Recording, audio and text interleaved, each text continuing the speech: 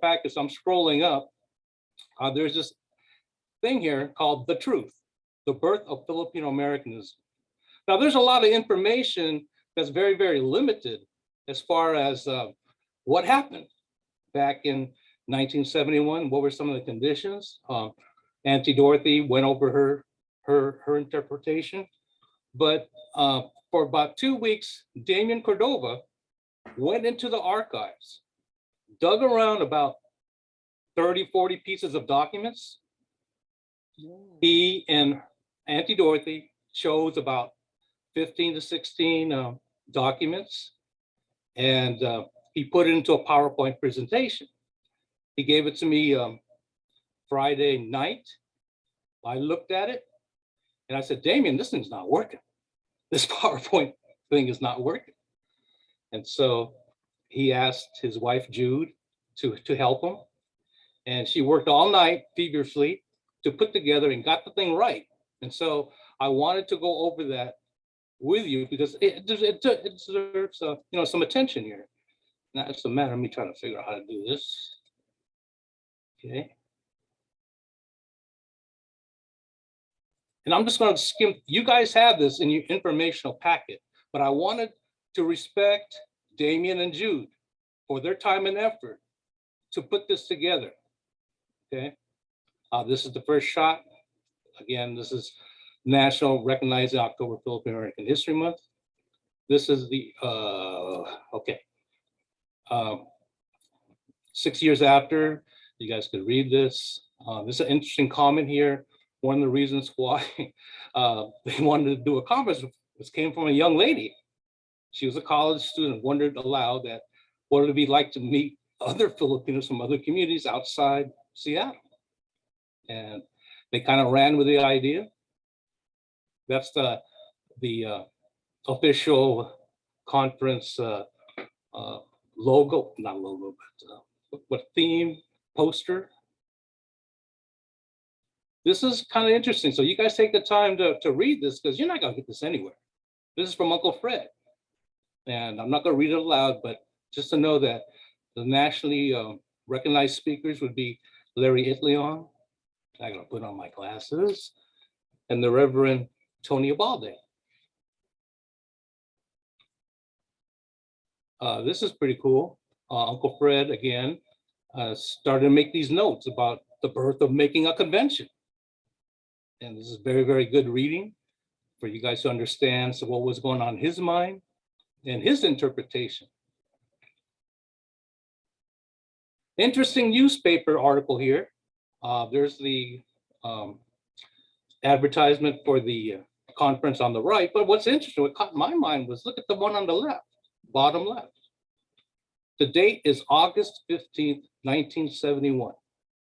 Imelda Marcos presidential bid. So it's up to you guys to do a little history thing and say, hey, wait a minute. She was thinking of running for office? Something that you need to think about. Here's a little bit of artwork.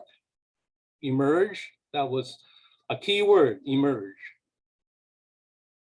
And this is the newsletter that Uncle Fred put out.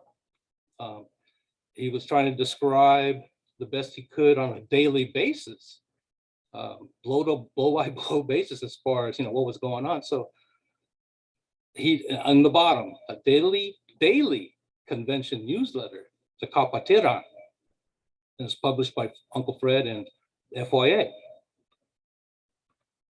Again, documentation.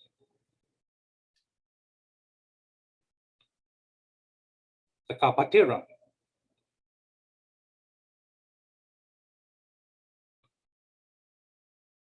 A few notes before the hard stuff.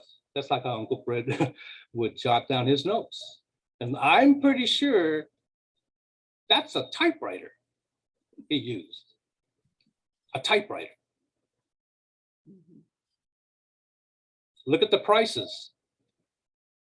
Potluck dinner, 25 cents per person. They're figuring out this budget. So kind of interesting for you future conference people. Look at the budget they had to work with. What is this? The contingency fund. I don't know what that was, but that's on contingency. And these are some of the posters from the ensuing, following conventions. This is the one in Stockton, 72. This is their program, I believe.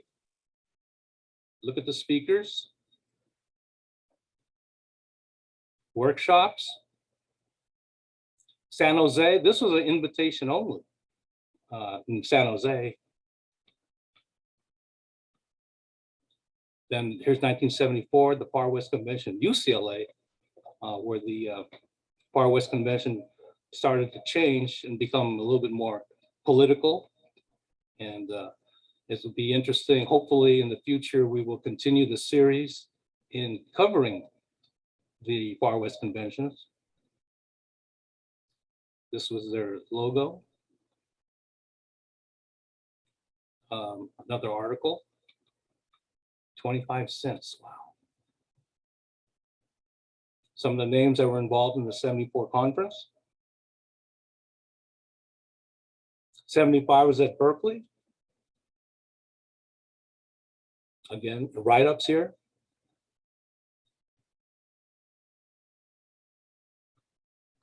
I believe that's the last one. More. Okay.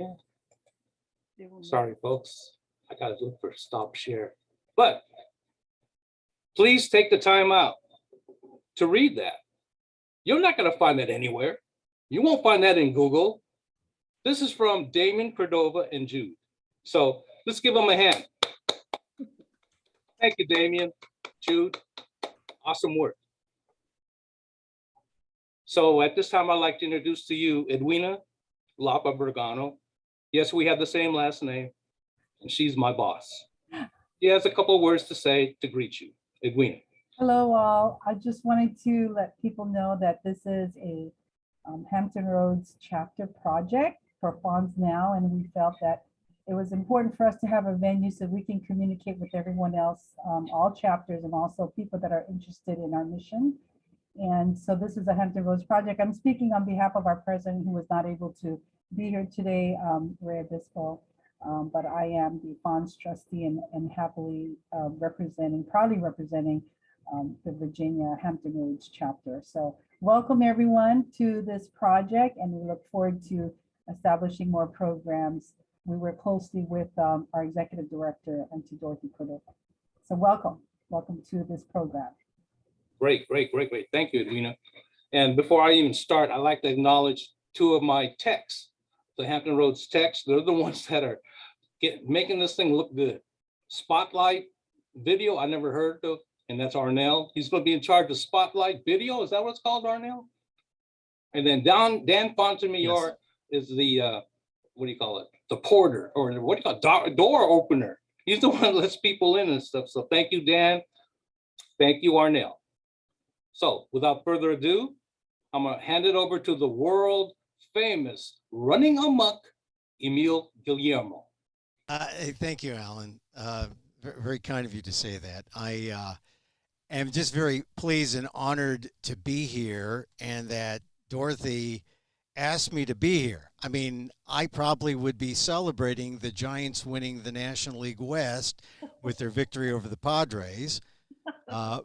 Or maybe watching the Seahawks and the 49ers or something. But look, I'm not a sports fan as much as I am a Fonz fan. And we're all Fonz fans. We're here. We're fans of Fonz, fans of Auntie Dorothy, and we're also fans of Filipino American history. And that's why we have this month, right? It's history. It's not heritage. I put something in the box. Something I wrote called, "If Filipinos were here first, shouldn't this be the United States of the Philippines?"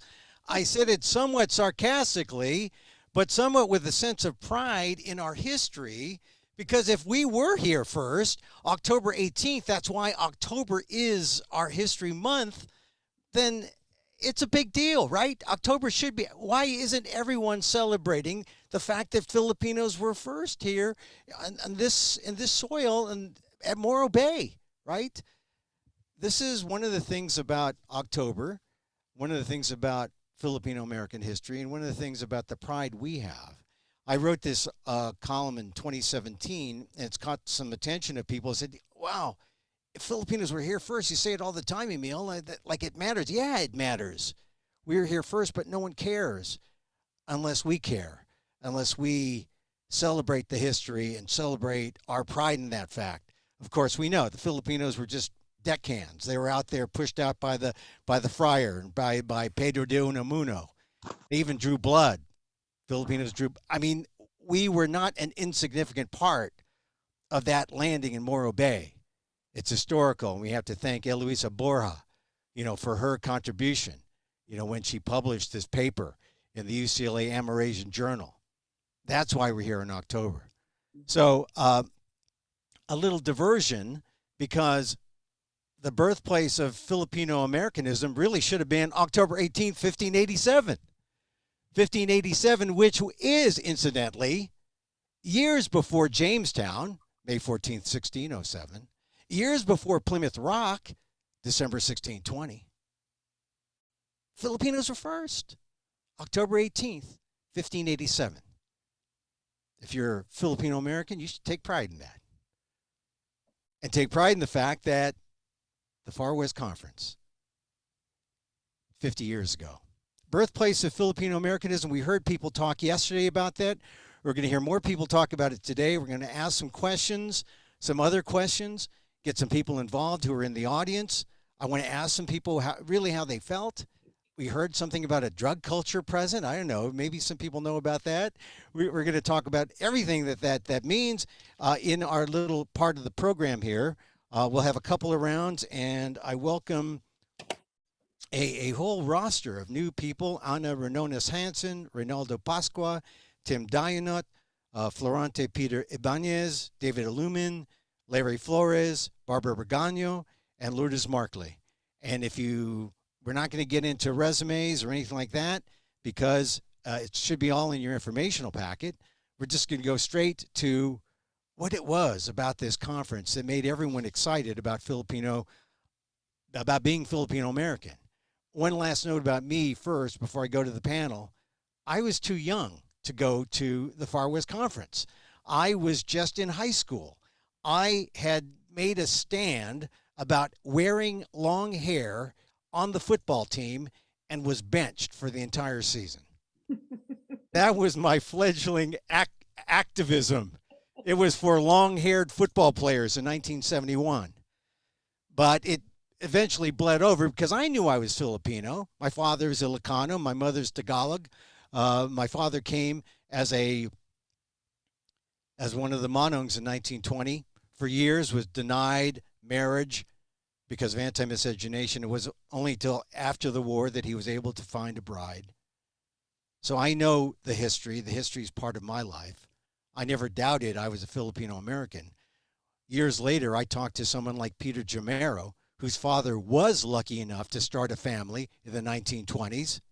And he told me, Emil, we, Filipino American born, were no different than the first generation. We were not given the privilege of being American-born Filipinos. And that struck me because Peter is so much older than me, and I essentially escaped all that because my father was prevented from marrying and having a family all these years by discrimination, which is why I look younger than my gong here, because of that discrimination. But Peter put it into context. All us American-born Filipinos didn't have a sense of who we were, really, until that conference, the Far West Conference. That's significant. That's the significance of that Far West Conference. And that's why we remember, honor, celebrate it today. Let me begin with calling up first panelist, Ana Renones Hansen. Anna, are you here? No, Anna? I don't see Anna. Okay. I'm here. Oh, hi, Anna. Hi. So you're the first panelist, and what we're going to do is we're going to just start, I'll give you 2 minutes to give me a sense, and then a last minute or so for me to ask you questions about what you said.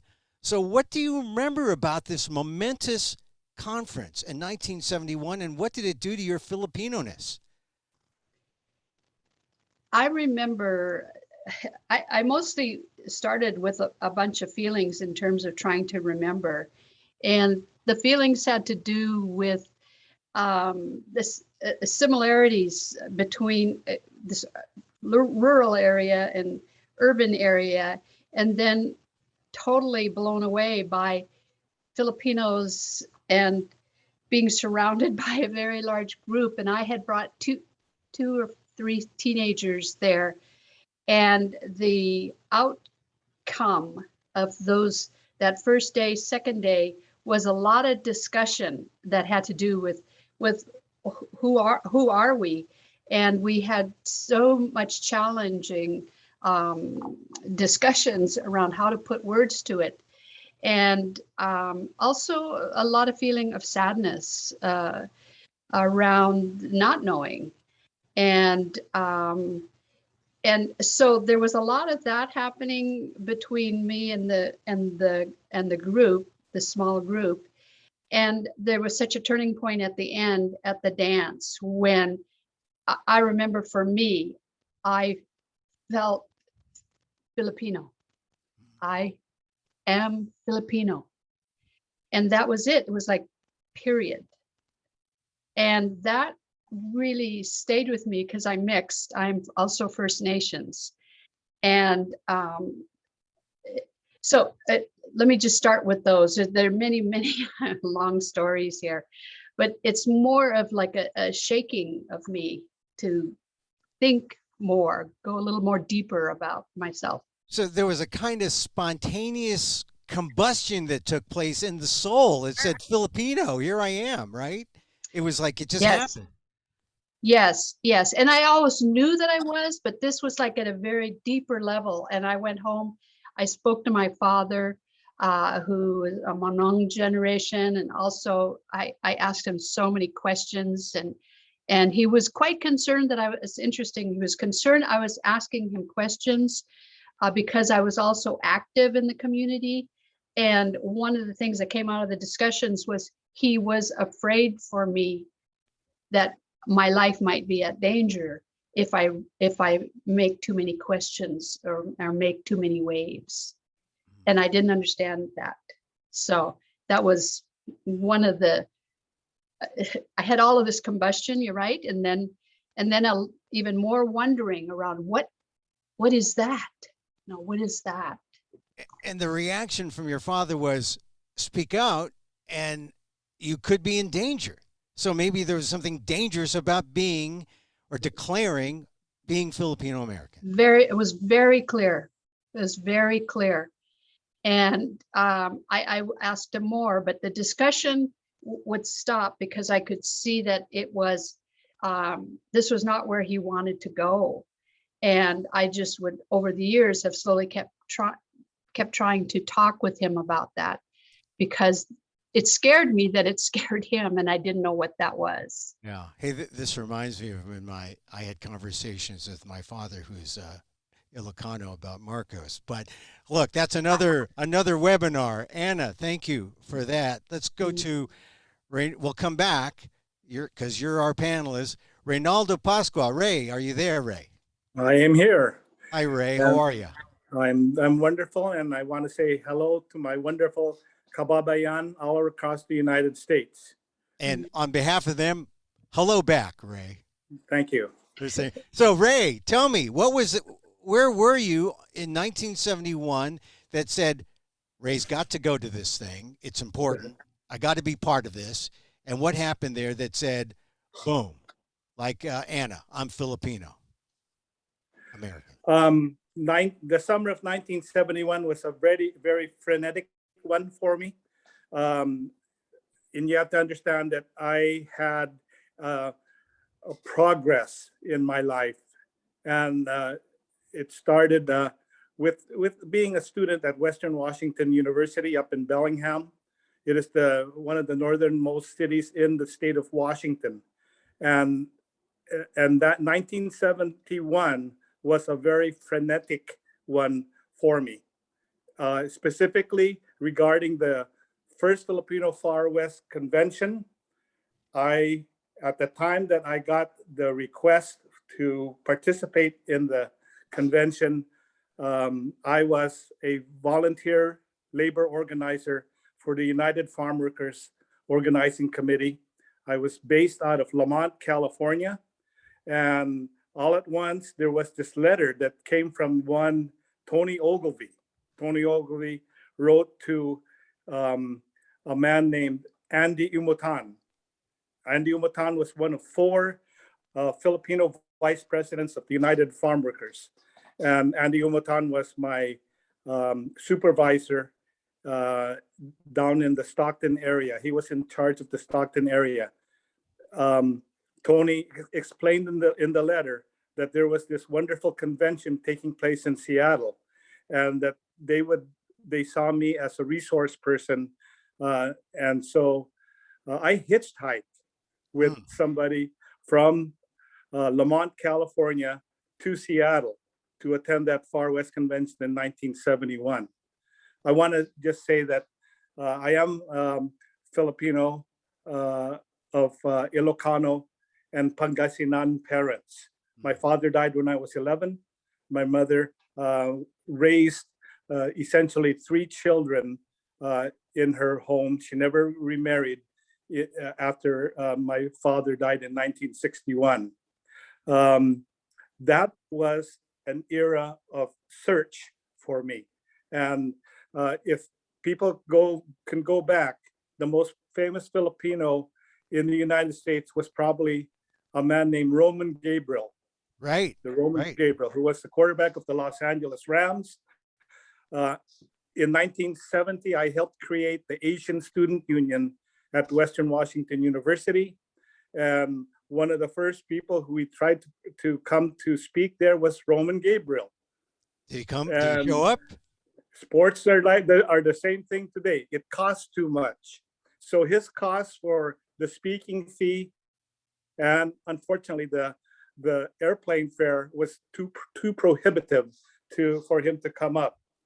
Well, but that was okay by me, because yes, go ahead. Yeah, well, no, I get it about Roman. I was going to mention Roman Gabriel for the sports fans because he was it. He was the guy. But you know, Ray, you were the guy because I met you at the Delano 50th anniversary. And you told me a great story about Larry Itliong. Your 1 minute question is, what happened when you went to the Far West Conference and you mentioned the farm workers? Did it resonate with the young people? Did they understand the merger of the labor rights movement and the civil rights movement? All I recall there, I don't recall a lot about the nuts and bolts of most of the presentations. I'll speak later about who stood out for me, but I was actually during that convention, I was Larry Itliong's chauffeur. So I was bringing him around Seattle to meet with people. Whenever he came to Seattle, he insisted on seeing PJ Mangawan, who is the wife of the legendary Ernesto Mangawan of the farm workers and Alaska Cannery Union. But I was in a process of discovery. And it was a process of discovery that probably started in my own community, which was an Ilocano community in the Yakima Valley that survived only because the Yakima Indian Nation allowed the Filipinos to lease and purchase land. And from that, I knew of the leadership, and I admired Fred and Dorothy Cordova, who brought the drill team to Wapato in 1960. And I was only a 10-year-old kid there, but that was in many ways, the 1950s and 1960s highlight of the Wapato Harvest Festival. But I then brought some of those questioning things to my college experience. I helped create a student union in in Bellingham. I participated in anti-war rallies, but the main focus beginning in 1971. Oh, one other thing that I did in 1970, and this shows my respect for our what's called now the First Nations of the United States. I traveled with 5 indigenous friends from 4 different Northwest tribes, and I spent 2 days on Alcatraz at that time. And I wanted to remind Alan Bergano, in 1969, the Native Americans in Seattle won back Fort Lawton, and it became what's now Discovery Park and the First Nation Center. And then and like I said, a lot of my respect was reinforced in going down to Alcatraz, bringing food and supplies to the people down there. I met John Trudell and those folks. Yes, thank you. Ray, thank you very much for sharing that. Important to share some First Nations information. If you think that Filipinos are invisible, consider the people, the indigenous and the First Nations, and you know that we are all in the same boat. Let's go to our, thank you, Ray. Let's go to our next panelist, Tim Dianot. I was pleased to see Tim Dianot on my panel list. Tim, welcome. You know, you're slightly older than me. You were able to go there. I think I needed a chaperone if I were to go. But tell me, what was the Far West Conference like for you? And what, I mean, you were always fairly active in the Bay Area, from what I recall. What was it about the Far West Conference that did it for you? Well, thank you, Emil, and thank you to everyone for allowing me to be on this panel. I want to make an important announcement. I think it's relevant to this online conference. Steven Spielberg has decided to make, because of Black Lives Matter, make a new version of E.T. Except it's E.T. except E.T. is black in his movie, and it's called E.Tim. Okay. Okay. Sort of All funny. Right. Drum roll. Drum roll. I was 19 when I went to the convention. I was a freshman at San Francisco State. It was absolutely transformational for me in a lot of ways. It was a time for me to realize that our community was large enough that we could organize together to try to improve the quality of life for the Filipino community. And one of the things that I want to remind people of that was a product of the convention is that a bunch of us decided that we would apply for funds to the EOC, Economic Opportunity Council in Washington. And we came up with a proposal called FIRC, Filipino Information Referral Center. And the purpose of it was to get federal funding so that we could have a center where all Filipinos could get referrals for social services, historical information, and a variety. And Peter Bacho was an important part of the committee that we wrote that proposal. The other thing I was really excited about was the fact that there was an effort to create a culture within Filipinos who were going there. And I remember that there was a slogan, and I don't know if people remember that, and a hand signal. And the hand signal was this. You're thinking it was like the hang loose symbol? Yeah, it was based Shaka? on the Filipino small carabao called a tamura. And this concept was introduced to us there, and everybody was going makibaka with this hand signal. And it was an effort to build a kind of a sense of collective family. And that was really powerful. The others, I was able to meet people throughout California who I had never met. And as a result of that, we started doing organizing throughout the state in the Bay Area based on the connections that we had as a result of the convention. I like to say that I actually went to every convention, every subsequent convention I went to, and they were not all great. Some of them showed a political dimension. And one of the things that was interesting at the Far West Convention in Seattle was that there was no sense of right, left, or middle politically. People didn't talk about those concepts. It was like everybody was together. And one of the big issues was, of course, identity, being proud of being Filipino. The other was empowerment. And we talked about, actually not empowerment, we talked about unity as something that we wanted. And I think over the years, we discovered that although unity is a admirable goal, as a practical goal, it was not possible.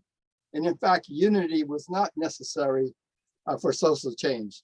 All you needed was enough people organized together to get some what I call measurable change.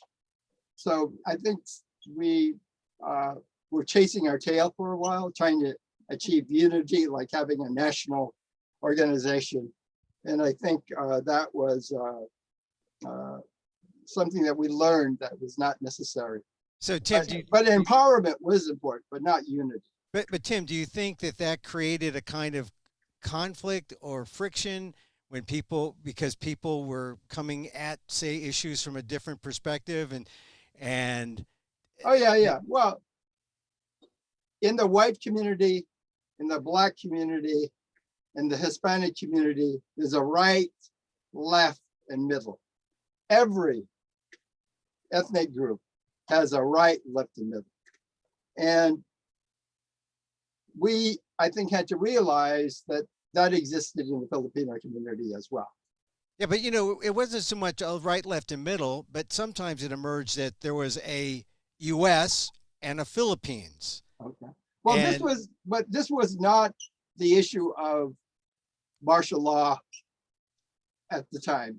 Right. But later it became, there were groups in the Filipino community, particularly the Bay Area, who had a more left orientation, and it caused a split in the community. And again, just to restate what I said earlier, there's a right, left, and the middle in every community, and we realized that, in fact, we were subject to the same dynamics. And my view was, all you need is enough people to get something done. And if it was everyone in the middle or everybody on the left, everybody in right, everybody was free to go do their thing based on their political persuasion.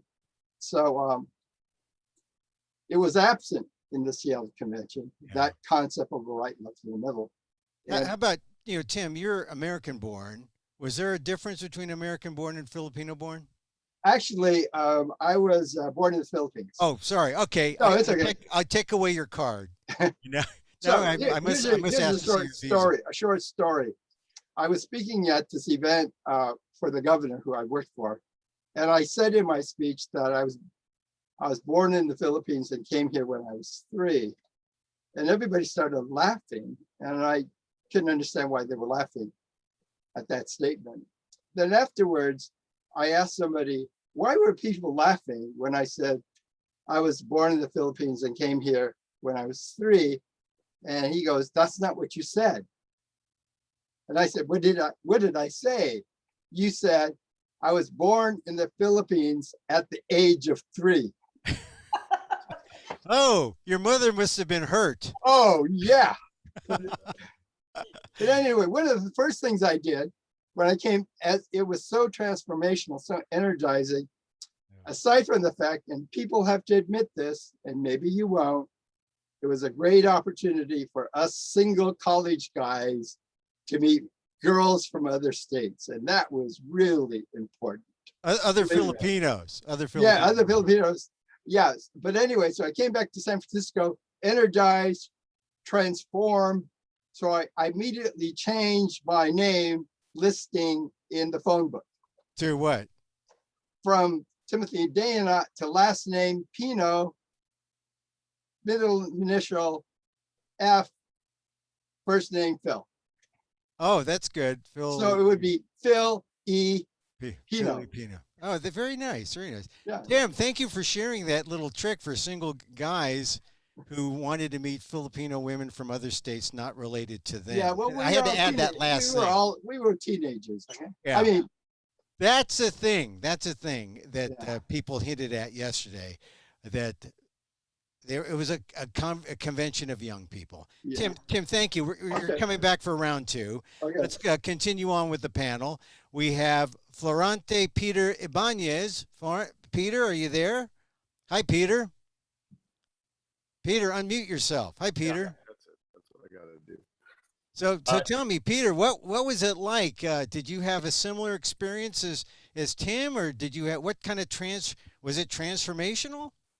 Yeah, in a sense, we already in Los Angeles had already begun searching for our identity through Sepa, Search to Involve Filipino Americans. Right. And it was from the encouragement of Uncle Roy Morales, Al Mendoza, and Pete Fajardo that, we should send some people from Sepa up to this conference. And it was like, oh, it's in Seattle. It's a long way. How are we supposed to get there? And so the older folks, Roy and them, they could afford plane tickets. And then we ended up, three of us, taking my van, driving it up to Seattle from LA, and switching drivers and buying gas, and switching drivers and buying gas. So it was a long way up there. But Pete, why was it worth it? I mean, you didn't take Greyhound, so that's good. But why was it worth it that you get there? So were you desperate to get there? Well, I think there was a curiosity, but at the same time was also, like Tim said, we were young teenagers, so yeah, we could do this. We can go up there and just check it out, and see what's happening. And then, fortunately for me, I was 19 at the time too, and in the van with me was Alan Waltz and my girlfriend at the time, June Cogville. And so we drove up, and then we were so poor, right? Poor students. We had to take a collection to get gas money from, pass the hat kind of thing at our SEPA meeting. And when we got there, we didn't have no money to stay in the dorms. That was how cheap we were. So we asked the Cordovas if we could set up the tent in their yard. And so that's what happened. We were camping on their yard at the Cordova house, and that was our housing for the conference. Well, at least they cooked for you, right? I'm sure we ate at their house too. But that was the beginning. And then Tony asked, if I wanted to represent LA on a press conference just before the conference, and I said, "Oh, okay, sure." And because they wanted a representative from the South, and so I was on a press conference with Lariat Leong, who I just met, and a couple other folks, and it was kind of mind blowing. Here I am. Here's these famous people, and I'm just a kid here. And what am I going to talk about? So I just said, basically we're doing the same things in LA as other folks are doing. We're trying to organize and learn about our history and everything else. And this is what we were trying to do with what we called Sepa Camps, which were held in the summer at this campground that was run by the LA County. Looked like it used to be a probation camp, but I think they converted it into like a retreat camp. And so that's where we stayed. And we were there for a weekend. And this is where we learned about, a very small beginning of Filipino American history. Yeah, Pete, before you go on, since we're limited in time, sure, go I ahead. just want to get to the transformational moment. Was it meeting Lariat Leong? Was it like feeling his seven fingers? Was it, I don't know, what was it about that moment at the Far West Conference that said, wow, I'm going to take this and this is going to I'm going to ride this for the next 10, 15 years. Yeah. That's how motivated I am.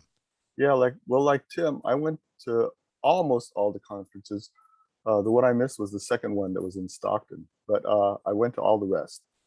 And I considered myself at the time, teenager. I already had a girlfriend, so I wasn't looking for a new girlfriend. And so it was great to be able to network with people and meet new people from other places, that we never heard of, and didn't know that Filipinos were that many of us, and especially young Filipinos that wanted to get involved and find out more about themselves and to do things in the community to support the community. But you definitely left with a sense of pride and purpose. Oh yeah, absolutely. Okay. I think two more highlights. Yeah. The FYA drill team just, was rocking, and it was so impressive to me. And it just felt a lot of pride, that oh, these are our people, and they rock, and they can do all those rhythms and steps and be cool, and it's like, wow, never seen this before. And then the other thing was I guess it was the night of the dance or whatever. Tim was with me. They asked some people to jam, and so we went up, and I got on a B3 Hammond organ, and I don't know who it was, and then I don't forget, I don't know. I was playing drums. Yeah, he was playing drums, and I don't know who was playing guitar, some other guy, and we just played a couple of tunes. Says, oh, this is pretty cool. Bayan Cove? No. Just some blues jazz riffs, okay. and Yeah, 12-bar blues. Yeah. Pete on the keyboards. Stuff. Right. Hey, All of it. Pete, thank you very much for sharing. You're coming back on round 2. Sure. But thank you for sharing this round. All right. Let's go to David Illumin. David, are you here? I hope. No, David. Yes, no. All right, we'll figure out. We'll find David. We'll put out a search party. Let's go to Larry Flores. Larry, are you here? Larry, probably celebrating the Giants' victory. No, Larry, you there? I'm here. Oh, hi, Larry. How are you? Good. Good to see you. Welcome. Your 2-minute question or section here revolves around your transformation. Your transformation about what happened. Well, mine's pretty simple after listening to everybody, because I was one of the staffers for the conference, and a lot of people probably didn't know that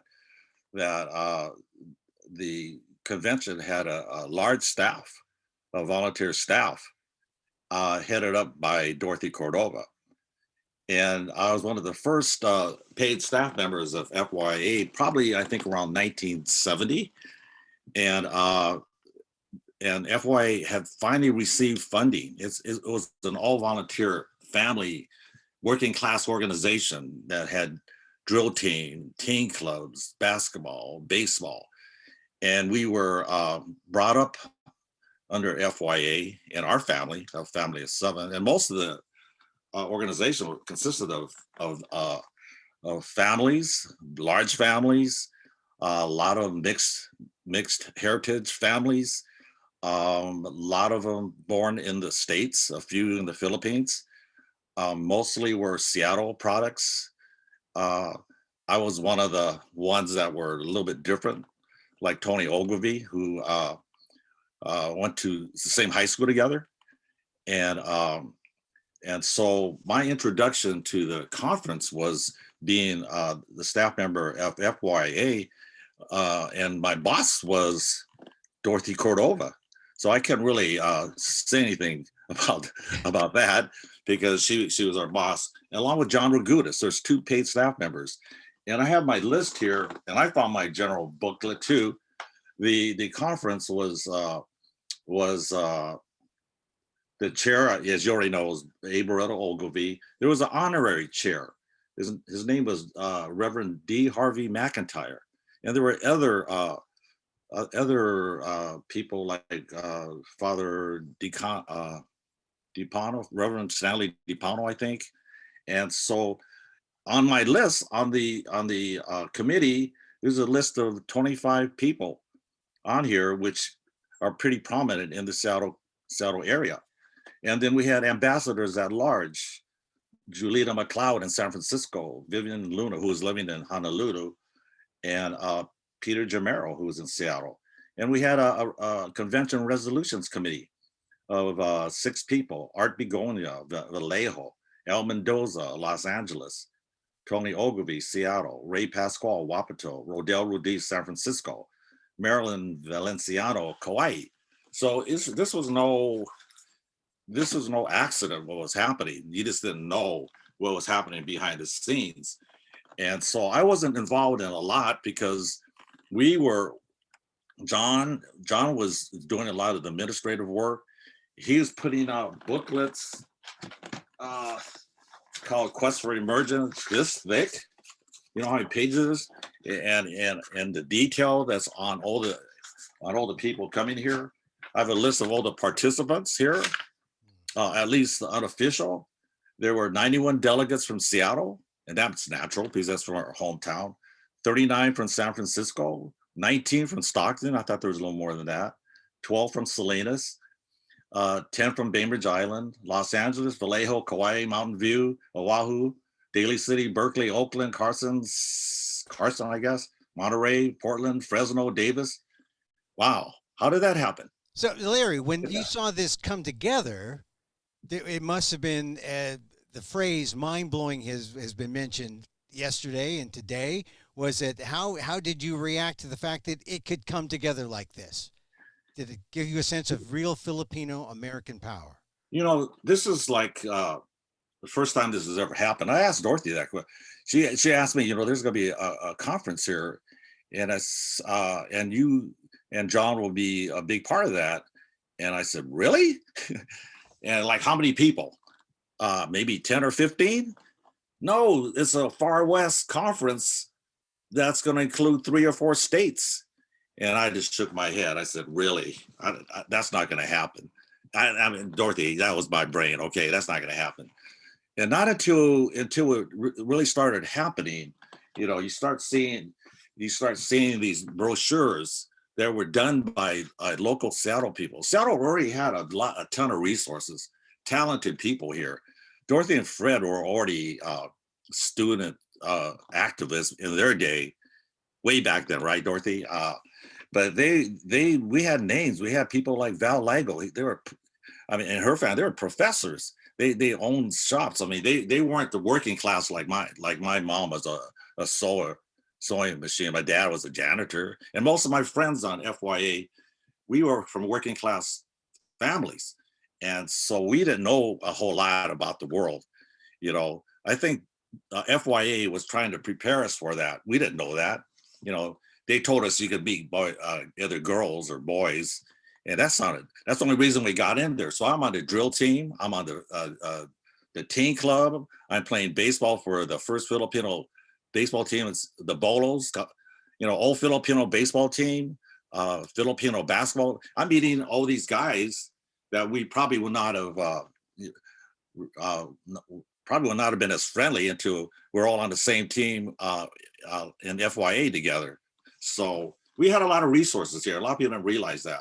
So one last question in this round for you, Larry. Sure. What's the lasting thing that you pull out of as you look back 50 years? Are you amazed that it's happened? Are you? I am shocked because I already knew who I was. You know, FY made a point that you are Filipino. I said, I am, but I'm born in the States. I'm born in New Orleans, Louisiana. You know, what's the Philippines? I've never been there, and most of my friends have never been there. So how are we supposed to relate to the Philippines? Yeah. We're relating as Filipino Americans, as Fred on the drill team pretty much promulgated that to us. So what I learned from here was, wow, there's a lot of people I don't know. I knew who I was. You know, Rodel Rudiz, never heard of him. Larry Itleong, never heard of him. Ray Pasquale, kinda, he's in Eastern Washington. Bob Santos, El Mendoza. I mean, if you look at the program, there's a who's who of prominent Filipino Americans that you would never have heard about unless they were all brought together and came out of this conference like a family. Yeah.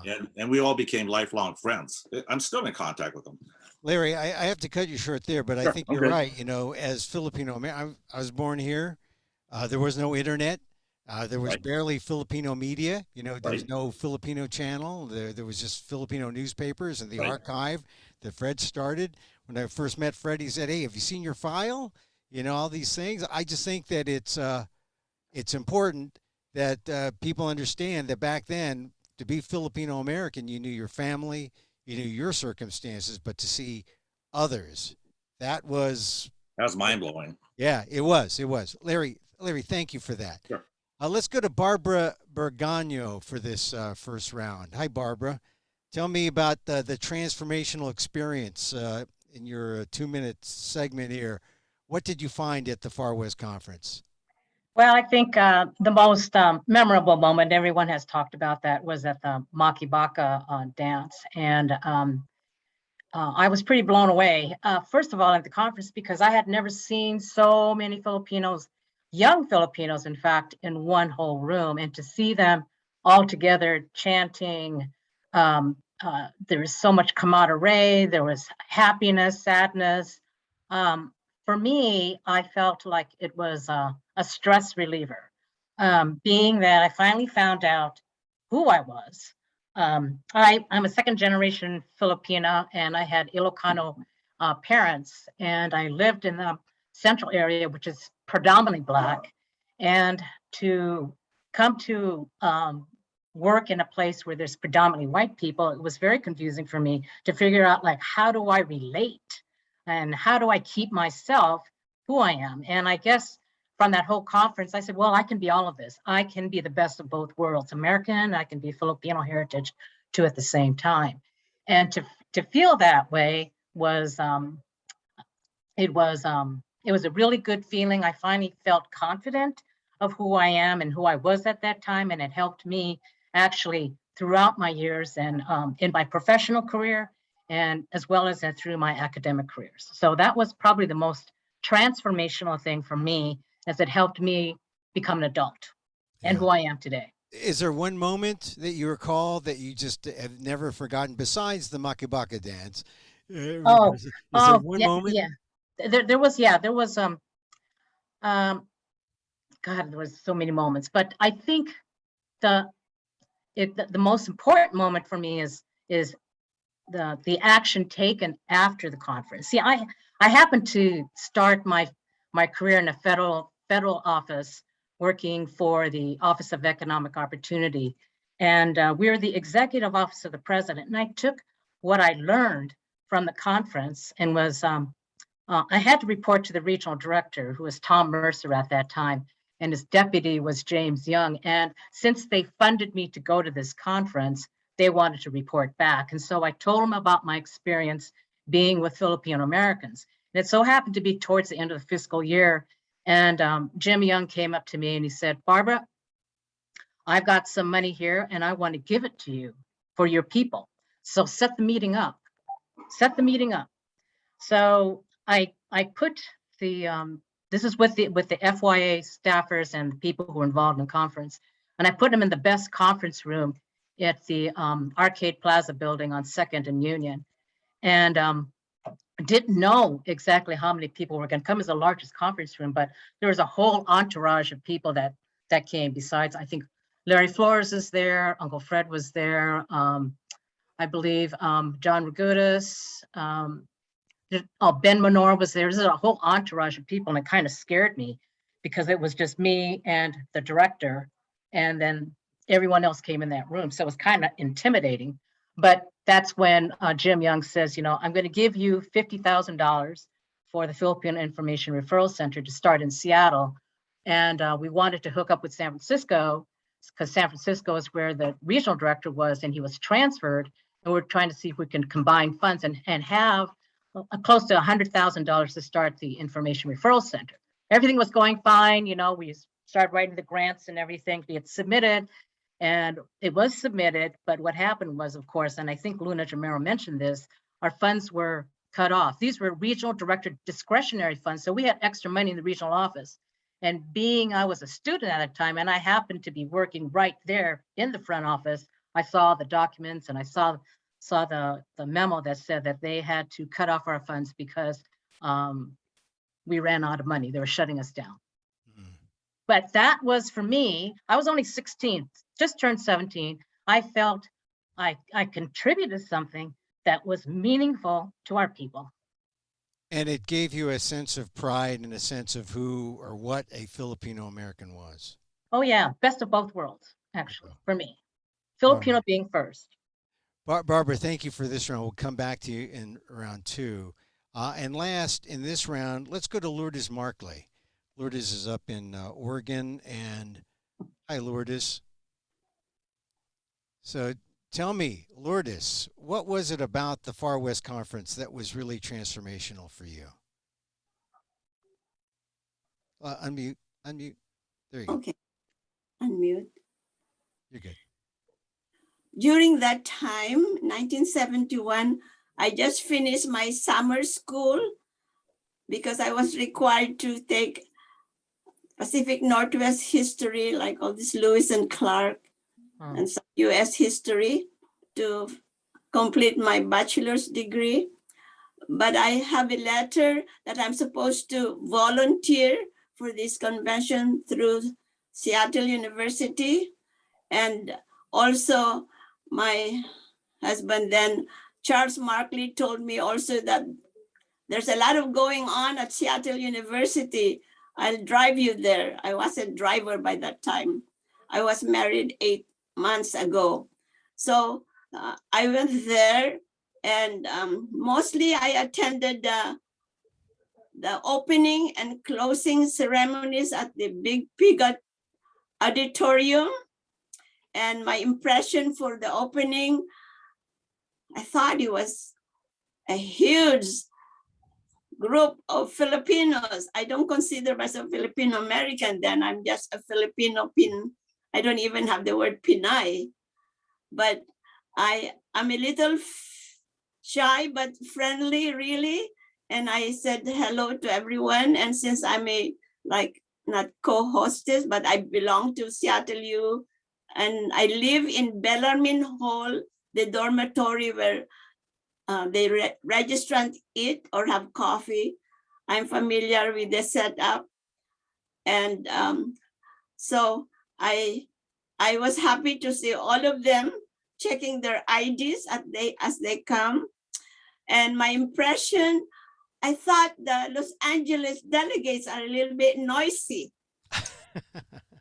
But still they were friendly. And Manang Dorothy said that I hold the microphone, and I don't remember exactly what I said, but I'm sure being newly graduate education, I was lecturing and saying that I welcome you all, and I hope you follow the rules and regulations, and things like that, like a Lola or auntie, notifying them about their behavior.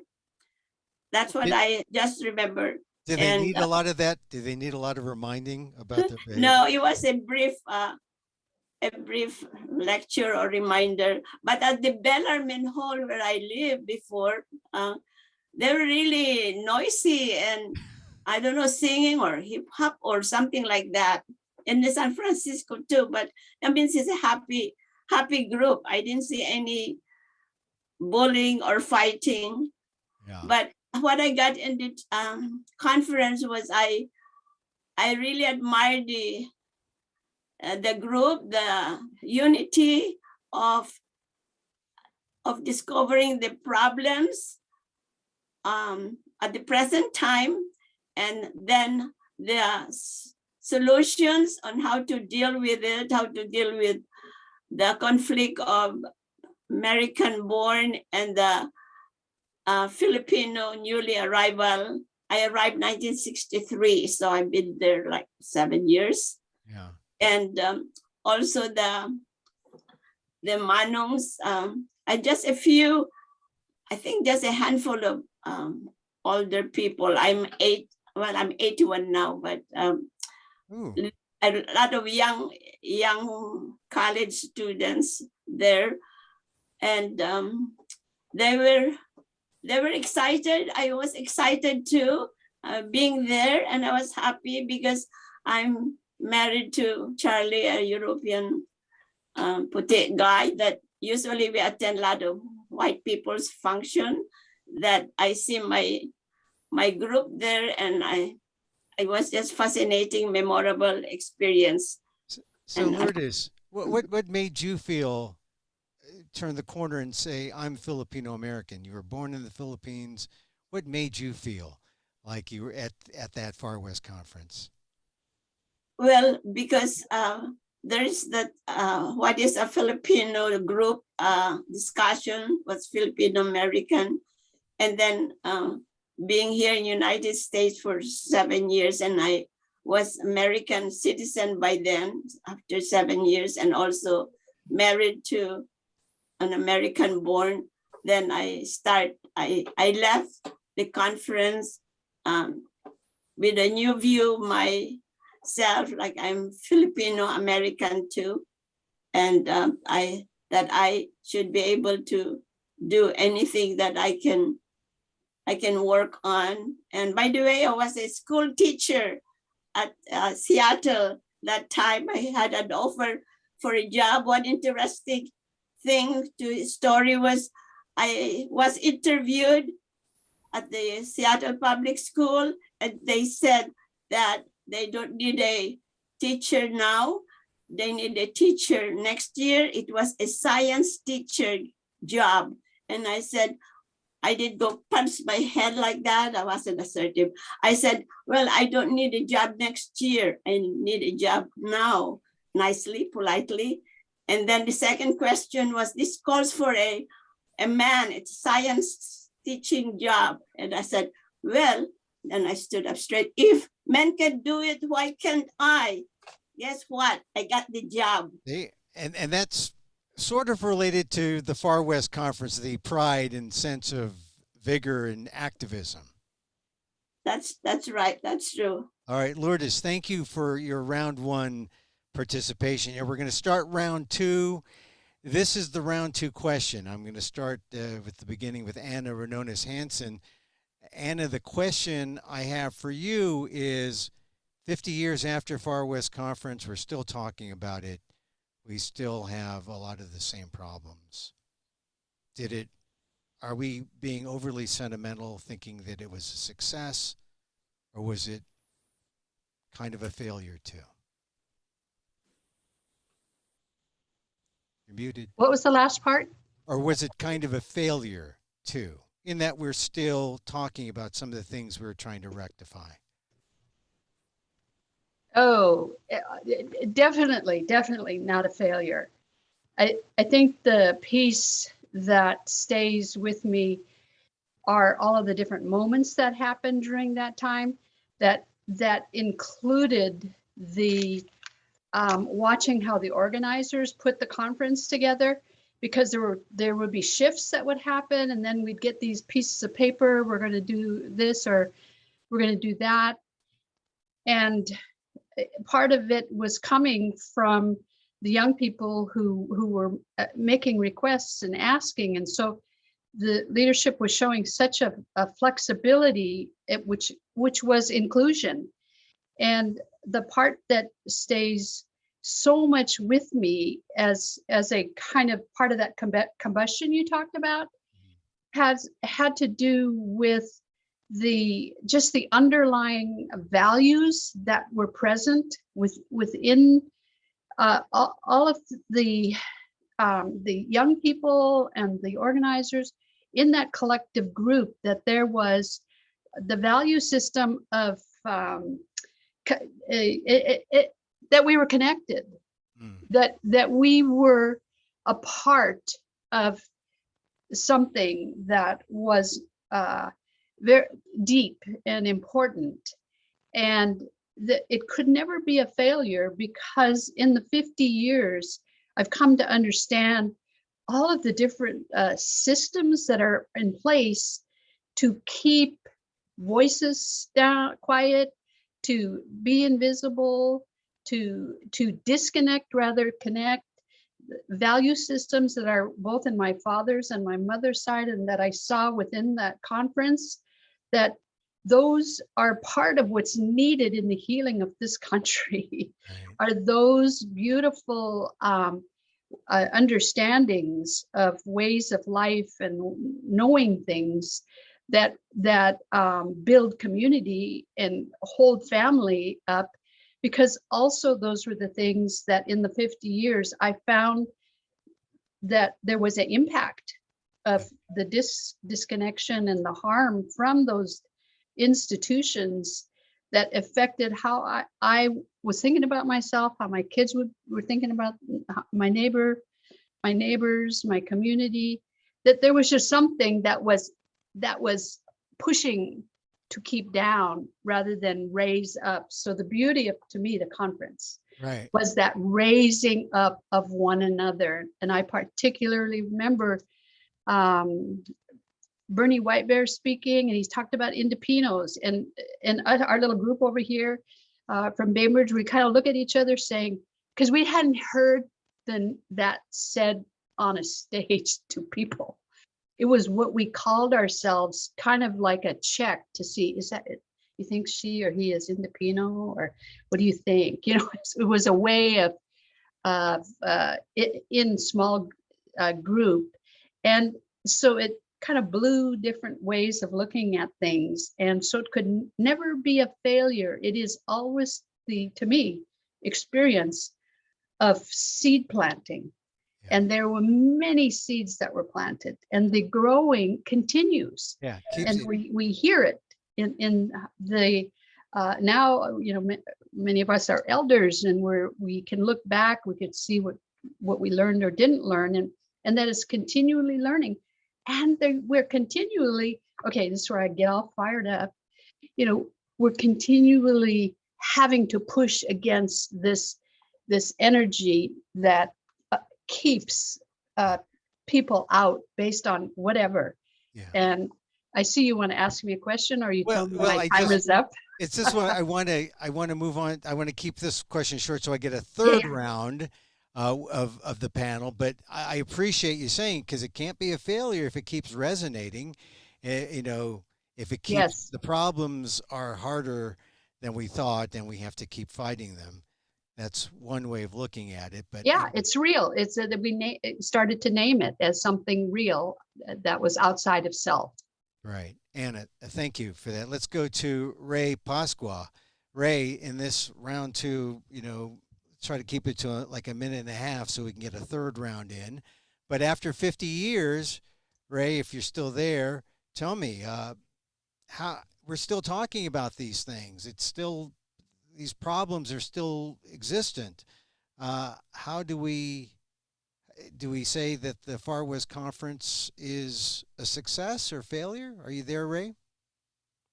I guess Ray is gone. All right. Well, let's go to Peter Ibanez, Florente Peter Ibanez. Peter, are you there? Hi, Peter. What do you think? If we're still talking about this 50 years after, do you think can you say that the Far West Conference was a success if we're still talking about the same problems? He needs to unmute. Yeah, unmute Peter. Yeah. Oh. Well, I think the problems are still here because it's more societal. It's not just affecting Filipinos, but it's all peoples of color, basically. You know, when we talk about a force that's pushing us down and we have to fight against it. I was just attending the LA Asian Pacific Film Festival, and we just had a great time with watching a lot of the emerging Filipino artists that are coming up in film. And I think, you know, that we have to keep pushing back. I mean, we have to keep moving forward. And I think that was, for me, the FWC was the beginning for me in terms of realizing that it wasn't just a local thing. It was more national. We had to take it on. And I think, you know, we as young people at the time have grown since then in a lot of ways. So like myself, I'm now teaching a Asian Pacific American history class. at a community college, Pasadena City College, and that was actually one of my goals way back when, coming out from the conference, was I wanted to teach ethnic studies because I knew that knowledge was power, and I knew that it was important for us to know our own history and to share it with everyone else, and that's what the identity movement was for me, and that conference was the beginning. The beginning, and it doesn't end. It continues it goes to on. resonate. Right. Thank you very much for that, Pete. Let's go to, and we're going to have a round three if we keep our answers short. Let's go to Tim Dianut. Tim, I have been, when we first talked, you mentioned a joke about Steven Spielberg that was, I didn't know if it was real. I thought you were going to talk about West Side Story, but you talked about E.T. and then you mentioned you had a punchline that referred to a phrase or a word that is not necessarily that's derogatory, and some people are upset. I want to give you a chance to. Now, I was not in on this except when I heard it. I just want to go on. I'm not into censorship, but I just want you to either explain, retract, or say, if you want to apologize for mentioning it. Look, we're called, BIPOCs, Black, Indigenous, and People of Color, Filipinos. We're all in this, and some people are ultra sensitive to that word. That was the punchline of the joke. Okay. Do you want to address that for a second or so? First of all, we all are learning, and I think I learned something today, that there was sensitivity to that term. I didn't realize that it was in any way disrespectful. When I was living in Seattle, Filipinos described themselves as flips. You are a flip. But then over time, people felt that that was inappropriate, and it was better to call us Filipino American. So the sense of the use of the word evolved. The term that I use, I guess because I don't speak the language and wasn't raised in the Philippines, although I came here, so didn't realize that that was a problematic word. So for those who felt offended by that, I'm very sorry. And I've learned a good lesson today. Well, And I think Tim, that's part of moving forward. One of the things I want to talk about the conference though, is that think about things that you have vivid memory of throughout your life. The day you got accepted to college, the day you got married, some really great news or some really bad news. And it's always connected with something that's very emotional. And one of the words I think that describes my experience in Seattle was a very emotional experience for me. And I asked myself why, and I think what I felt, particularly at this Makabaka dance that everybody keeps talking about, was a sense of deep love for our community and ourselves, and that we were a beautiful and wonderful people, and we were going to organize to improve the quality of life for all of us. And quality of life is not just services, but how you feel about yourself, and whether you're proud to be Filipino, whether you hold your head up high and you are saying to the world, we are here, we are going to be organized, and we're going to do our best to change things. So transformational because of, as corny as it may sound, because the love that was there and the love I felt and I continue to feel today for our community and our struggle. Tim, nothing corny about love. In fact, when you said that, the joke, and I bring it up only because I've always talked about in my columns the conflict Filipinos have by being racist ourselves and not admitting to it. You see it. I heard terms, worse terms, Filipinos to other Filipinos. Sometimes we have to understand that things have to be, that we learn, right? We learn, we go forward, and I just think that I know there are things that I regret saying in my time as a public speaker, as a broadcaster, as a columnist.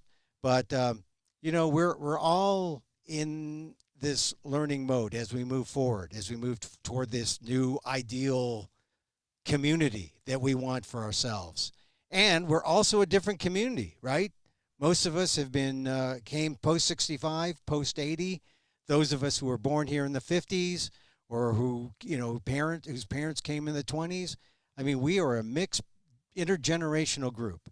So, Tim, I appreciate your courage to speak out and address this, and also address the love you felt from the Far West Conference. Thanks, Tim. And just want to add something, because I saw somebody who popped up on the screen.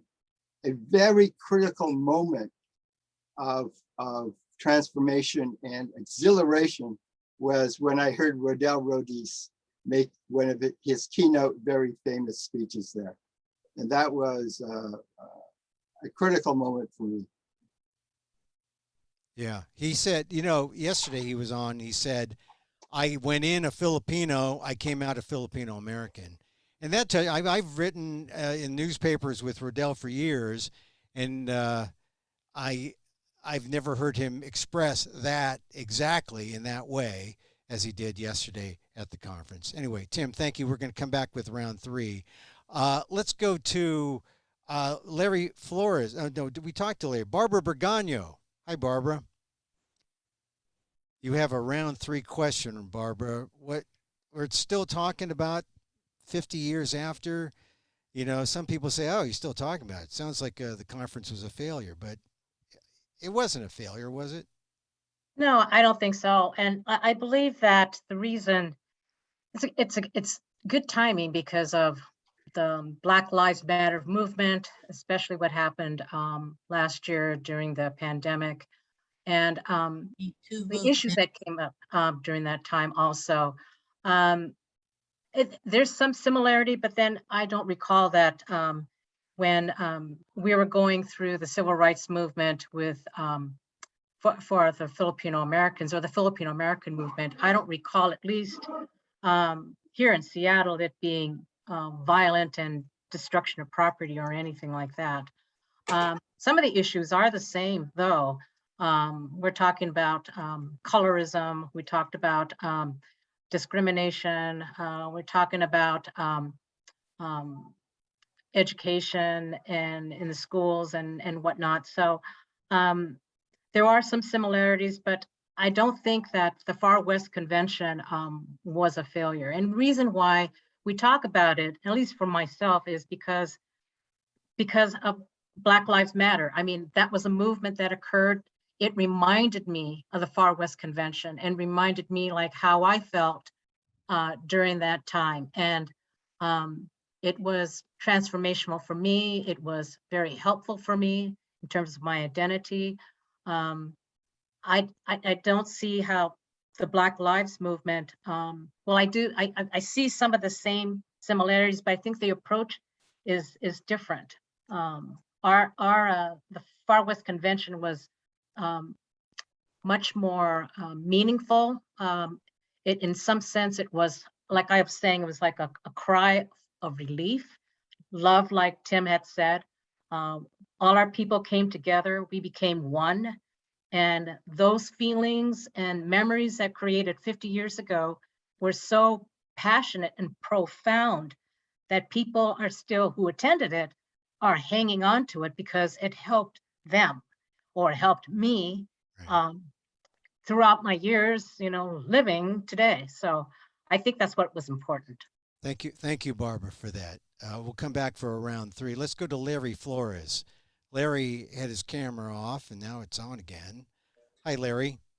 So, was it a failure, or after all these years, we're still talking about these problems, or do you think that it was no failure? No, I thought about it. It wasn't. I didn't want to group it as a success or failure. I just believe that it helped me and a lot of my friends go to the second level of reprogramming our attitudes and dreams and expectations about ourselves and our friends and family. And the first step in that process, I believe, was the FYA, who actually helped start reprogramming us very young to believe in our own identity and culture, regardless of where we were born or what our parents were, or if I spoke Ilocano or not. So I think it was success in getting to the next second step. And as we grew older, in my times, there's a third step. I think we need to reprogram again. Yeah. Our kids and grandkids about what their choice of life is going to be. I look at them as being very comfortable, and they got a lot more choices than we did. So that's why we were very successful. So well, we're going to get to that third choice, or the third step. Maybe we should have more steps, but we're going to get, thank you, Larry. Let me go to Lourdes real quick, and we round up, or we end round two. Lourdes, tell me, success, failure, how do you view it 50 years after? And keep it to a minute so I get one more round out of you guys. I'm going to squeeze It's the truly a calabaza. success. We shouldn't even use the word failure. As for the program or topic, the program of 1971, the one that Mel Lagasca founded, we are using it for our topics for our national conferences, like the Bridge Generation. And even on our symposium or celebration of Filipino American History Month every October, we use their topics. I think they did a good, excellent job. Super A+ for the program. I wish we can all read it, but we don't have time. All right. So but the point is they set the template and it continues. And that's great. Lourdes, I'm going to have to cut you short. So I go to the third round question, which is to everyone again. Let me go back to Anna Renones Hansen. Last round question, keep it to under a minute. Okay, 50 years, we're not a failure. How do we assure that it's not a failure for the next generation? I think that what is critical is to again follow the cultural ways of knowing that sustain and keep that interconnection. And I know that somebody just mentioned earlier about Auntie Dorothy and Uncle Fred, and in terms of the how the group was taken care of, that there was that feeling of auntiness, uncleness, and that's real. And it's because it's real within our communities and also in the First Nations community, and that it's very much important to keep those lines of communication and those teaching and reteaching so that we can keep literally remembering things, because the oppression and that keeping out that energy also shuts down the remembering of things that are critical to full life and a full heart and a full mind. So that's what I would. So we just I have would to say pass. in 1 minute. We have to pass it on. Yes, we have yes. to remember. It's like oral tradition, passing it on. Anna, thank you. Absolutely, which is part of our culture. Yes, I thank you. I just want to get all the other folks in here too. Ray Pasqua, how are we going to prepare this memory of the Far West Convention for the next generation? I think, Ray, are you still there, or did you? Ray, I think, is still there. No, did he celebrate the Seahawks victory? I hope they didn't win. Okay, Tim, let's go to Tim Dianut. Tim, how do we keep it going for the next generation? What's the next generation? Well, first of all, I think we have to look at successes and failures of our organizing in the past, and maybe look at different models for trying to achieve new goals. But I think what's more critical in that is we have to appreciate the people who came before us. And there's a term it's one of my favorites, is that we drink from the well other people dug. We drink from the well that other people dug. And there were people like Dorothy and Fred and FYA and people in Seattle, Larry Young, who were before me or someone later after I was born. And what keeps me inspired is to remember that I drink from the well they dug. Yeah, Tim, well said. We all drink from the well. I'm glad because you didn't use the shoulders metaphor, because I don't know, we need a lot Well, of shoulders to stand on. No We more can- shoulders. We can Well. drink from the same well. Yeah. That's great, Tim. Thank you. It's good seeing you again. Let's go to Peter Ibanez. Peter, is Peter around? Hi. Yeah, Florente. Peter Ibanez, LA. Tell me, how do we prepare for the next generation? You hinted at it in your last question, in your Well, I last think- answer. You I think hinted at it in education the is last the key. answer. Yeah.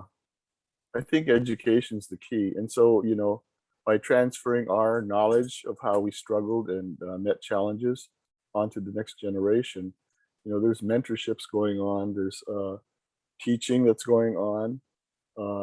There's a lot of,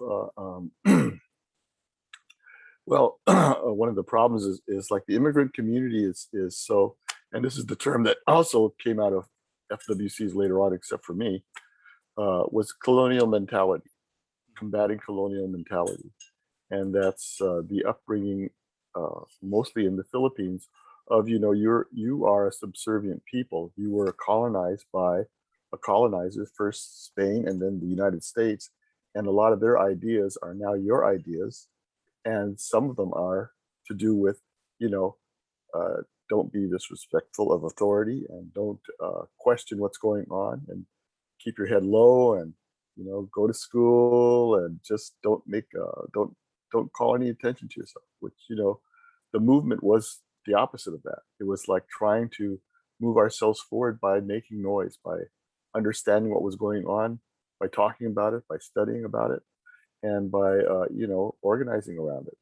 Yeah. And I think that's what the other FWCs was about. It was trying to come off of that spark of the first one and build from that, and just keep on going, because it really was for me a lot a reunion time. Every time we got to come together as FWC, this was the time you could check in, find out what have you been doing, and how have we been progressing along, and then sharing ideas on how we can all together struggle harder and come up against the challenges.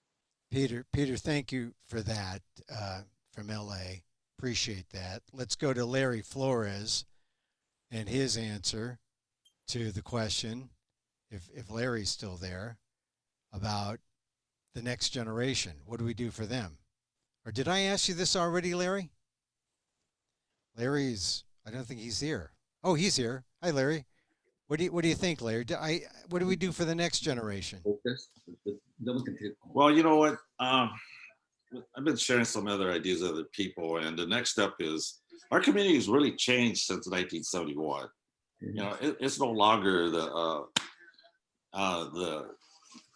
Gran Oriente, the Filipino community of Seattle, and Seattle had a large group of organizations. Fred used to joke about it. Get two Filipinos together, you got an organization, and he would remind us, we can't be like that. We got to work together. We got grandkids now, and my twin daughters got their own kids, and they're in college already. And it wasn't like what it was when we were trying to go to Alaska. We had to work in Alaska just to pay for our tuition. Yeah. Okay, so some ideas have come up is what's happening today in our community. We got a lot of rich Filipinos, a lot of middle-class Filipinos now, and we need to start collaborating with them, or to start getting money to put back into the community. Yeah. Excellent point. I was thinking of when we were talking, and I didn't hear everybody else, but it's a new world, and it's a positive one. And we don't have to. I haven't even heard the term flip anymore. Yeah. We hear Pinoys, or they talk about Bruno Mars. So we're in. I don't know what the next step is going to be, but that's one of the ideas, and we need to think about that again. Well, yeah, I think the next step should be more collaboration, more coalition. I mean, we're still as large as we are, we're still a minority within Asian Pacific Americans.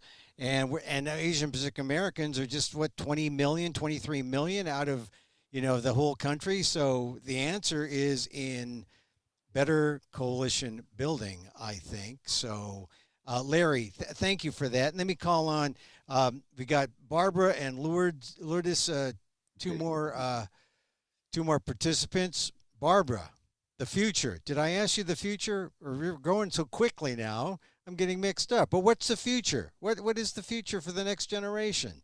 It's going to be, well, I don't know what it's going to be, but I think a good start is what Hampton Roads is going to be doing on October 6th, allowing 25 and under Filipino youngbloods speak their mind.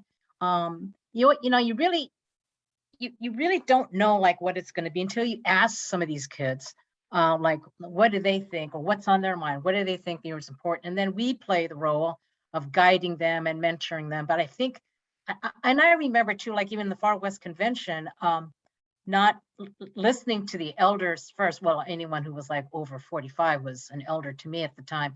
And then allowing us younger people a chance to speak. I think an opportunity to find out what's going to be happening is to ask some of our youth, what do they want? What do they see? And go from there, because we can be resourceful for them if we may have crossed that path before. So that's what I think that in the interim or the immediate future is to, if we were allowed, I don't know if they're not going to let us listen to it, but if we had information from that particular Zoom presentation, it was, if that was brought up back to us, and then we could hear from them or we could see the recording, that would be a good learning experience. Yeah. Well, something has to be intergenerational. I don't know if it's going to be exclusively young or, it's got to be a mixture, a merger of the community and a merger of, say, immigrant and native born. I think the failure of the last 50 years has been the lost impact of native born Filipino Americans, because they've been lost in who is 1.5, who is 2.0, and what is Filipino American. And so we've all just kind of developed. You look at the census, our income levels for Filipinos is through the roof. So like what Larry was saying, we need to tap into those who are well-to-do and make sure that we have people who are contributing to the betterment of our future community. Barbara, thank you for that. Let's go to Lourdes, our last panelist. Lourdes, what do you think? 50 years, what's going to be the next generation? How do we deal with them? I agree with mentoring. Mentoring is important, helping the college students, the younger one, and also motivating them, attending national conferences and symposium and buying books on Philippine American history. And some of my motivational quotes, knowledge is power, like one said. Knowledge is education is a road to success. Education is cure to poverty. If you are down, you can be up. The life is like a wheel of fortune. Sometimes you're up and sometimes you're down. And learn about computer tech, because you'll always have a job, and have 3 languages at least. And we need some lawyers and politicians, because you can change the laws. More lawyers, more politicians. Yeah. And that's all. How about Lourdes? How about get on TikTok? You should get on TikTok too. No TikTok? Okay. But you're right. You got to keep up with the technology, and lawyers, politicians. We had Larry Acera. He was in the crowd. He said, we're not going to have time to go to him, but he said that because of the Far West Conference, when the people came back from Vallejo, he got involved in local politics. And local politics, they say all politics is local. That's where it starts. Lourdes, thank you very much. Okay, so we got everything in. There's still a little time. I just want to say thank you to everyone. I do a talk show, a micro talk show for Asian Americans and for Asian American Filipinos. I call them AAFs. It's on my Facebook page at emilguillermo.media. You can also find it on amok.com. It's just like a 30-minute thing where I talk about the news like we matter. And I will talk about this. I will talk about Filipino American History Month and this conference all throughout the month. So, and if you want to get on the program, on the show, just email me at amok.com. But I have enjoyed talking to all of you, seeing all of you, some of you for the first time in a long time. And it's been intergenerational and mini transformational. Not quite like the FWC, but it's been it's been an honor to hear from all the different people that I've sort of seen in chat, to hear from the panelists both today and yesterday. So my name is Emilio Guillermo. I put in my in the chat that column, if Filipinos were here first, shouldn't this be the United States of the Philippines? Remember that story, 1587, October 18th. It's a big deal. It's the reason why October is Filipino American Heritage Month. This year, the hallmark of the FONS conference, upcoming conference, is 50 years of the FWC. It's history, it's important, it's our history. So thank you again for participating in this. I guess I should turn this over to Dorothy. I'm going to take over now, Emil. Okay, Alan, thank you very much. First of all, let's give Emil Guillermo a big hand. Let's give him a round of applause. That's pretty deep. What we're going to do now, I'm going to have Auntie Dorothy say a few words, and then we have Devin will be saying a few words after Auntie Dorothy, and then we are going to open it up. The recording will stop, okay? Just to make sure you know that the recording would stop. But at this time, let me give the floor to Auntie Dorothy. Unmute, Auntie.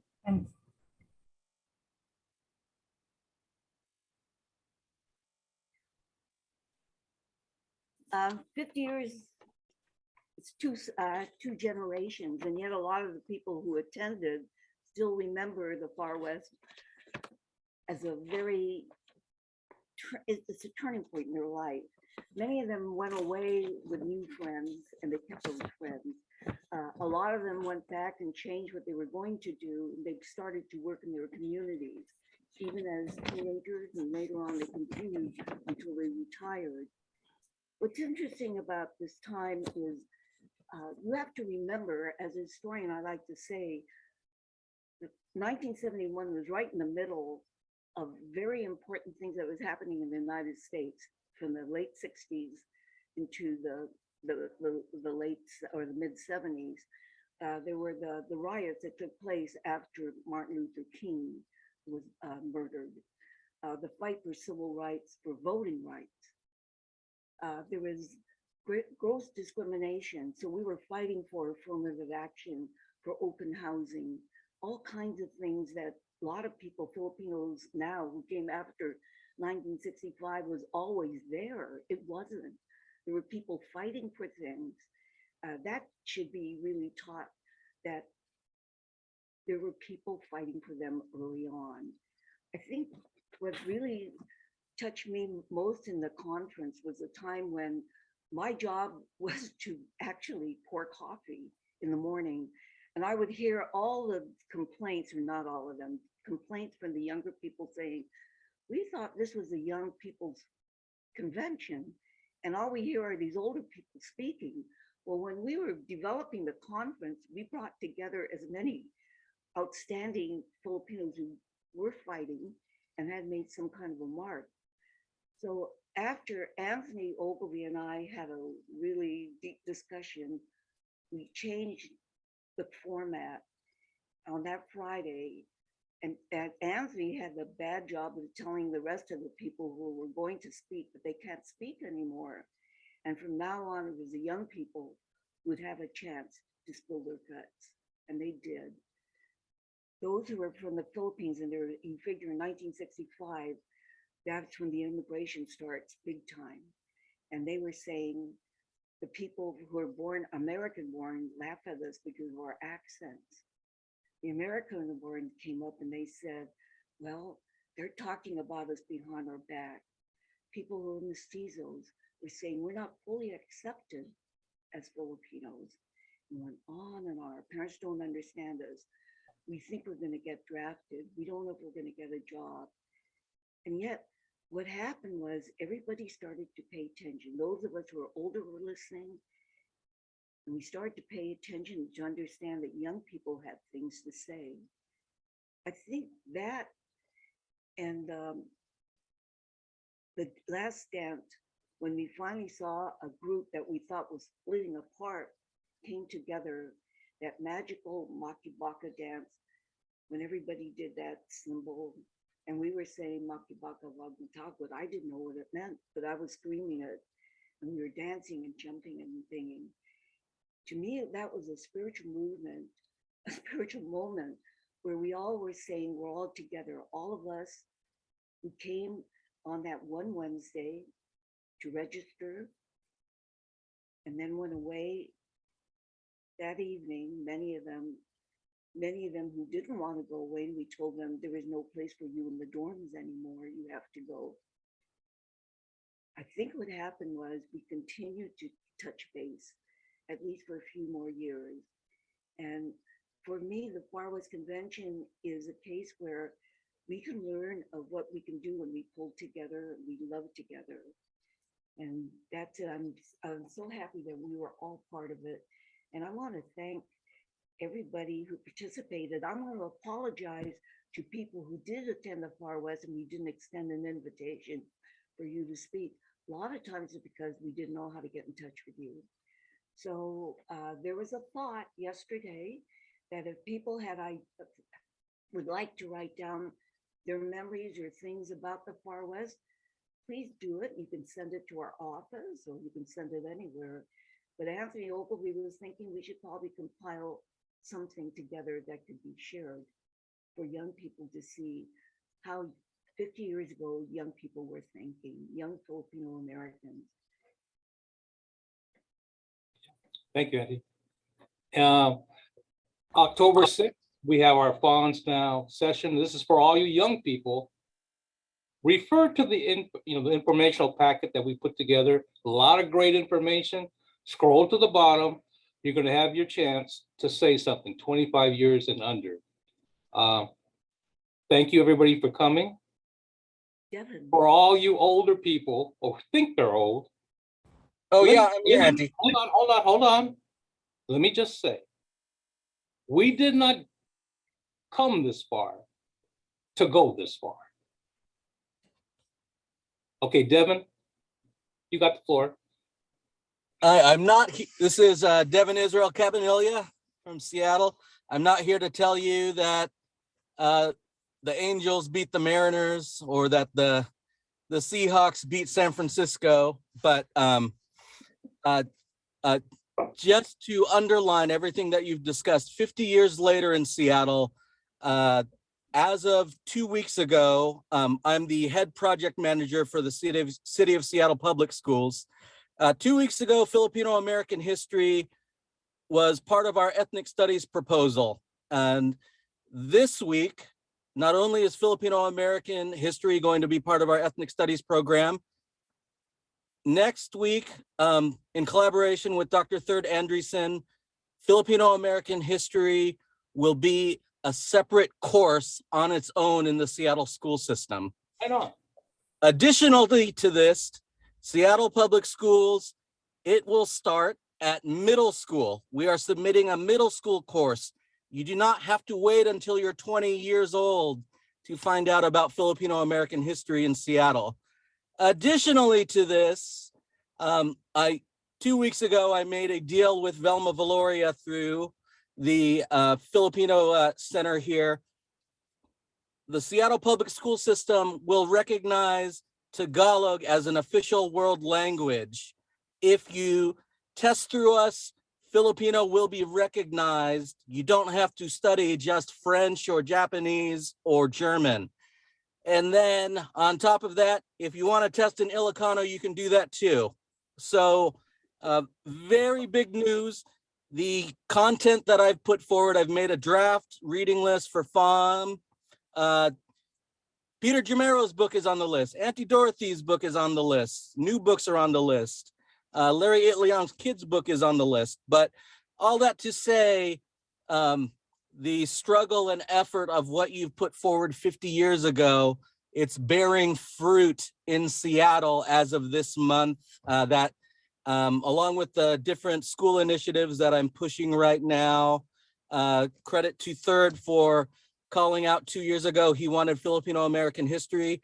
I've taken him up on that. So first Seattle, next step for Third, he wants to make it official, required Filipino American history for the whole state. And at least from my office in the city public school system, Filipino American history will be a required component for students here. Thank you, Devin. Great news.